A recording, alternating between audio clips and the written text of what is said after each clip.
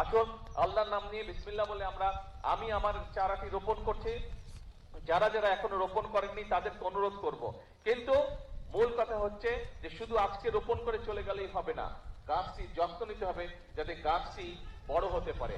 আপনি যেরকম সন্তানকে দেখেন বড় হতে, সন্তান যত বড় হয় আপনার বুকটা ভরে ওঠে আনন্দে, ঠিক এই গাছটি যারা যারা রোপণ করছেন বা গাছের যাদের দোকানপাট বাসা বাড়ির আশেপাশে বা সামনে এই গাছের চারাটি রোপণ করার পরে গাছটি যখন বড় হবে দেখবেন সন্তান বড় হওয়ার যে আনন্দ, ঠিক গাছটি যখন যত বড় হবে দেখবেন একই রকম আপনি আনন্দ পাবেন।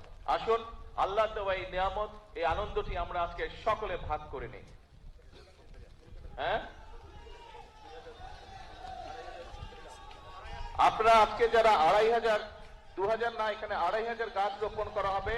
যারা 2500 গাছের চারা রোপণ করবেন তাদের সকলকে আমি অনুরোধ করব, আসুন সুন্দরভাবে আমরা চারাটি রোপণ করি। আমরা একসাথে আজকে 2500 চারা রোপণ করি আগামী 2 মিনিটের মধ্যে। হ্যাঁ, আচ্ছা, বৃক্ষরোপণ উপলক্ষে একটা সুন্দর স্লোগান আমরা তৈরি করেছি, বৃক্ষরোপণে সাজাই দেশ সবার আগে।